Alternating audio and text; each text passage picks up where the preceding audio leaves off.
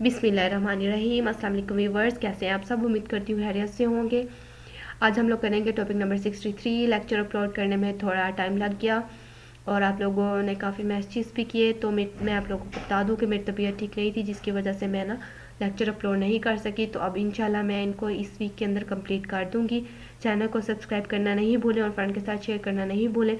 और आपसे एक और रिक्वेस्ट थी कि चैनल के जो लेक्चर्स होते हैं जो आप लोग लेते हैं उनको डाउनलोड नहीं किया करें, उनको ऑनलाइन देखा करें।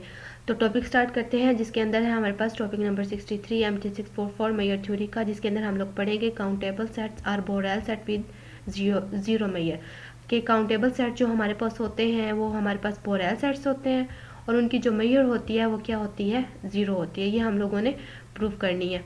प्रूफ करने से पहले अगर आप लोग यहाँ पे देखें, हमारे पास काउंटेबल सेट क्या होते हैं। काउंटेबल सेट तो हम लोग ये पहले पढ़ चुके हैं कि काउंटेबल सेट्स हमारे पास क्या होते हैं, फाइनाइट भी होते हैं और इनफाइनाइट भी होते हैं। फाइनाइट के लिए तो हम लोगों को पता है कि अगर वो फाइनाइट है, एन के इक्वल है, तो हम उसको डिफरेंट तरीके से उनकी वैल्यूज़ को निकाल सकते हैं। और अगर वो हमारे पास इनफाइनाइट है तो हम लोग जानते हैं कि इनफाइनाइट जो सेट्स होते हैं उनको काउंटेबल होने के लिए ज़रूरी होता है कि उनकी बाइजेक्शन हो। बाइजेक्शन अगर यहाँ पे मैं ड्रॉ करूँ तो x1 हमारे पास y1 के ऊपर मैप करना चाहिए। मतलब अगर x1 है तो उसकी वैल्यू 1 के ऊपर मैप कर ली। अगर हम 2 ले रहे हैं तो उसकी वैल्यू x2 या x2 को मैप होना चाहिए y2 के ऊपर। तो ये बाइजेक्शन अगर एग्जिस्ट करती है और वो हम सीक्वेंस के तौर पर एक्सप्रेस कर सकते हैं उनको, इनफाइनाइट सेट्स को, तो हमारे पास क्या होंगे? काउंटेबल सेट्स होंगे। जैसे यहाँ पे एग्जांपल के तौर पे हमारे पास गिवन है z हमारे पास इंटीजर है, हमारे पास नेचुरल नंबर है, और हमारे पास रियल है, रैशनल नंबर्स, इवन और नंबर जो हमारे पास होते हैं, ये सारे हमारे पास क्या है? काउंटेबल सेट्स हैं।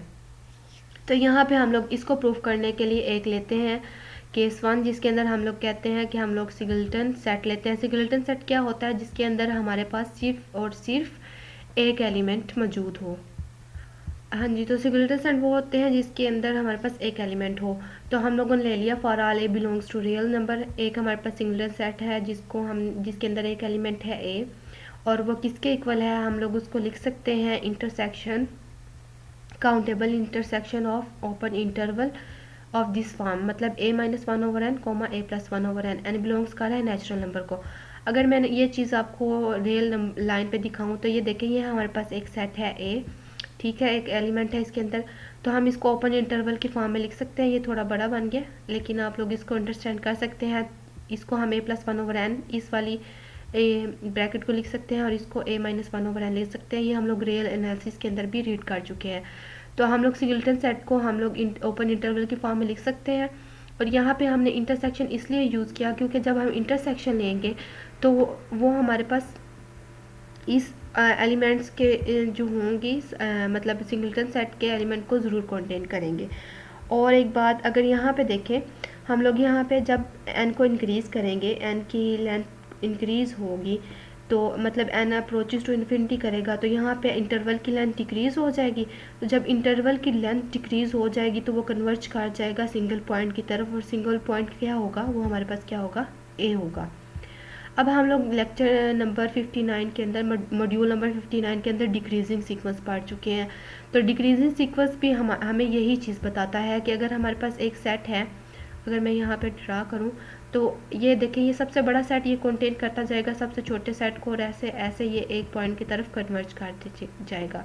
जैसे हमारे पास वो होती है, ऐसे देखें, ये देखें, ऐसे ये बड़ा सेट कन्वर्ज करेगा छोटे को छोटा, ऐसे एक पॉइंट की तरफ ये कन्वर्ज कर जाएगा, और वो क्या होगा? सिंगलटन सेट होगा।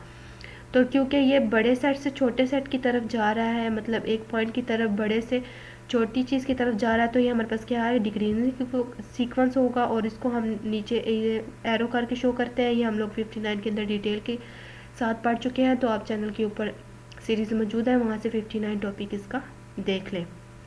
तो हम इसको इंटरवल को कह देते हैं कि ये हमारे पास एक डिक्रीजिंग सीक्वेंस है विद लिबैक मेयर MEN। वो हमारे पास क्या होती है? 2/n होती है।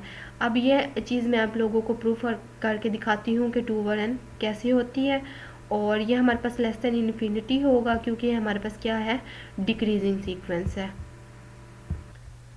तो आप लोग यहाँ पे देखिए हम लोग ई एन क्या ले रहे हैं। ई एन हमारे पास एक सेट है, ई एन सेट ही होता है हमारे पास, और यहाँ पे वो क्या है, एक ओपन इंटरवल है, और वो हमारे पास ये ऊपर हम लोग देख चुके हैं कि वो हमारे पास ये वाला ओपन इंटरवल है। तो अब आप दोनों तरफ लिबैक मेयर लें, लिबैक मेयर लें, M of A is equals to M of intersection singular intersection of that open interval के इक्वल था, तो हमने यहाँ पे वो चीज़ लिख दी।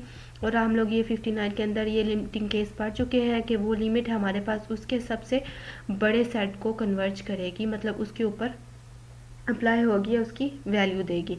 तो यहाँ पे वो हमने केस यूज़ कर लिया। Limit n approaches to infinity measure of E n, मतलब हम लोगों ने इसकी ई एन की मेजर निकालनी है, और मेजर हमारे पास क्या होती है, length of that open interval की इक्वल होती है। लिबैक मेजर और लिबैक आउटर मेजर के अंदर हम लोगों ने यही पढ़ा हुआ है कि मेजर हमारे पास क्या होती है, लेंथ ऑफ द इंटरवल की इक्वल होती है। तो यहाँ पे इसको हमने एल के साथ लिख दिया, और ई एन हमारे पास वैसे का वैसे आता है। अब जब हम लोग किसी ओपन इंटरवल की लेंथ निकालते हैं तो हम लोग क्या करते हैं, जो ये वाला एलिमेंट होता है a+1/n का, इसको हम a-1/n के मतलब a+1/n को इसमें से माइनस करेंगे। तो यहाँ पे देखिए हमने इसको लिख दिया -a-1/n लिख दिया। जब ये माइनस अंदर मल्टीप्लाई हो जाएगा तो ये -a और ये पॉजिटिव a आपस में कैंसिल हो जाएंगे, 1/n + 1/n, तो ये 2/n हो जाएगा। तो यहाँ पे देखिए हम लोगों ने यहाँ पे इसकी लेंथ लिख दी 2/n।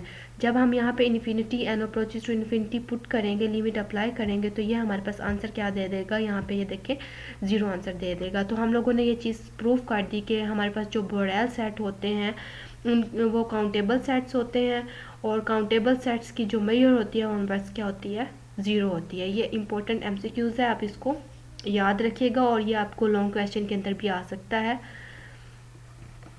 ठीक है, यहाँ पे मैं ना आप लोगों को एक चीज़ बताना भूल गई थी, मैं आप लोगों को बता देती हूँ। यहाँ पे देखें, यहाँ पे ये वाली चीज़, तो यहाँ पे देखें अगर यहाँ पे n आ जाए ना, इन्फिनिटी की जगह यहाँ पे n आ जाए, तो ये चीज़ हमारे पास कंटेन कर जाएगी, मतलब इक्वल नहीं रहेगी, हमारे पास कंटेन कर जाएगी। मैं कोशिश करती हूँ कि जो LMS पे सर ने सारी बातें बताई हैं वो आपको शॉर्ट लेक्चर के अंदर कवर करवा दूँ। और अब यहाँ पे देखें एक हमारे पास नेक्स्ट और रिजल्ट गिवन है कि फाइनाइट सेट के लिए जब हम लोग देखें तो फाइनाइट सेट हमारे पास क्या होता है, जिसके अंदर हमारे पास फाइनाइट एलिमेंट हो, मतलब n तक एलिमेंट हो, तो हम लोग उसको लिख सकते हैं union, finite countable union of singleton set के इक्वल। तो दोनों तरफ मेजर लें, जब हम मेजर लेंगे, लिबैक मेजर लेंगे, तो ये वाला साइन मैं आपको बता चुकी हूँ कि यूनियन का जो साइन होता है वो समेशन में चेंज हो जाता है, सिग्मा में चेंज हो जाता है, और मेजर और xi। तो जब हम लोग प्रूव कर चुके हैं कि सिंगलेटन सेट की मेजर 0 होती है, तो ये हमारे पास क्या दे देगा, 0 दे देगा। तो हम लोग कह सकते हैं finite sets or countable sets और Borel sets with measure 0। Similarly यहाँ पे इनफाइनाइट सेट्स हैं जिनके अंदर हमारे पास n की तादाद मालूम नहीं है, तो union i is equals to 1 to n to infinity हो गया। तो ये देखें ये हमारे पास क्या आ गया, xi, मतलब इसको भी हम सिंगलटन सेट की फॉर्म में लिख सकते हैं। अगर यहाँ पे देखें, यहाँ पे तो हम लोग लिबैक मेजर लेंगे, वही काम जो हमने यहाँ पे ऊपर किया था। यहाँ पे बस n की जगह इन्फिनिटी आ जाएगा, क्योंकि यहाँ पे हमारे पास जो एलिमेंट्स हैं उनका हमें नहीं पता कि वो कितने हैं। तो यहाँ पे अब जब हम अप्लाई करेंगे तो वही सिंगलटन सेट की मेजर हमारे पास क्या आती है, 0 आती है। तो यही था आज का लेक्चर, उम्मीद करती हूँ समझ आया होगा। फ्रेंड के साथ शेयर करना नहीं भूलें, और चैनल को सब्सक्राइब कर दें। दुआओं में याद रखें, खुश रहें, आबाद रहें। अल्लाह हाफिज़।